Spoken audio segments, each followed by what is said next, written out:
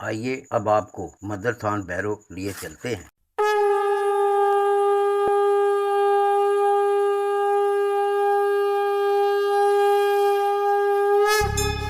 شمع metro station سے اتر کر جب ہم شمع روڈ پر آتے ہیں تو تھوڑا سا آگے چل کر ایک چھوٹا سا چوک آتا ہے۔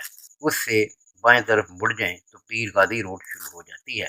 اس کے قریب ہی بائیں جانب جنوب کی طرف پچھڑا یہ مندر آتا ہے۔ مندر بیروستان کا دروازہ ایسا ہے اور یہ محرابی ہے، اور اس کو دیکھنے سے یہ احساس ہوتا ہے کہ یہ کسی قلعے کا مرکزی دروازہ ہے۔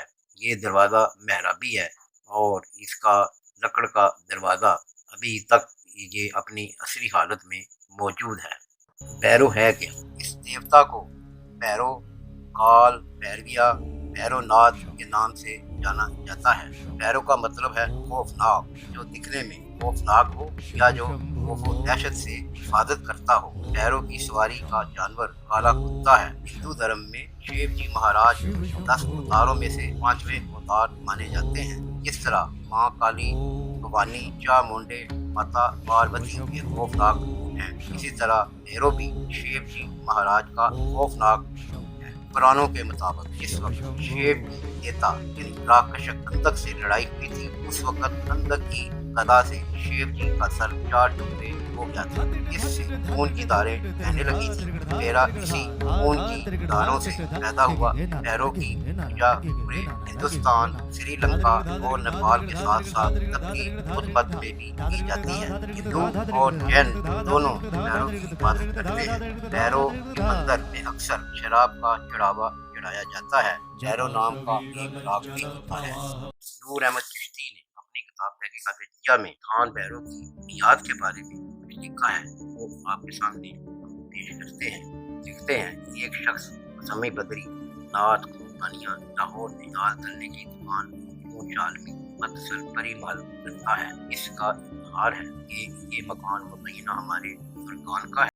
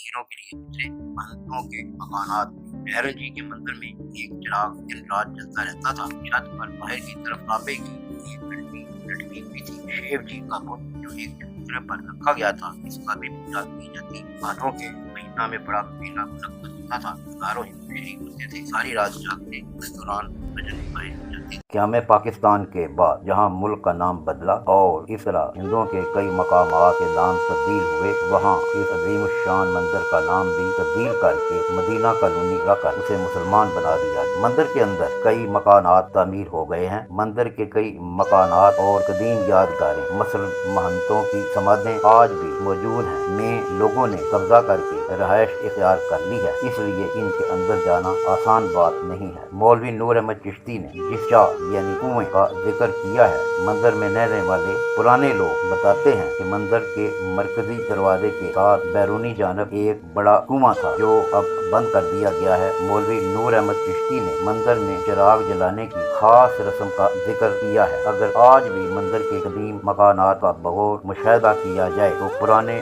दीवारों में नस्ब चिराग दान नजर आते हैं। और इस तरह चिश्ती ने मंदिर में इतवार के दिन इबादत करने और अपनी अकीदत का इजहार करने का जिक्र किया है। हमने मंदिर की सैर करते हुए एक छोटी सी कदीम इमारत देखी जिसकी सीढ़ियों पर संगमरमर का एक कतबा नस्ब है, जिसमें हिंदी में ये इबारत लिखी है, जिसे पढ़कर पता चलता है कि मंदिर में तामीराती काम भी इतवार के दिन होते थे। इबारत इस तरह है: यादगार स्वर्गवासी पशवावती धर्म पत्नी जानकी दास अरोड़ा, दूध बेचने वाला, अंदरून शालमी दरवाजा, लाहौर, कार्तिक 28 अक्टूबर 1945 इतवार के दिन। हम ये चाहते हैं कि मंदिर थान भैरव के सिलसिले में जो भी मालूमात हमारे पास अवेलेबल हों वो आप तक पहुँचाएं ताकि आपके इल्म में इजाफा हो। अगर मेरी आवाज़ महकमा आसार कदीमा और औकाफ वाले सुन रहे हो तो उनसे मेरी दरख्वास्त है कि थान भैरव के मरकजी दरवाजे पर एक छोटा सा बोर्ड आवेदा करें कि आखिर ये क्या जगह थी, ताकि तारीख के तालिब इल्म और तारीख से दिलचस्पी रखने वालों को कम से कम ये तो मालूम हो कि ये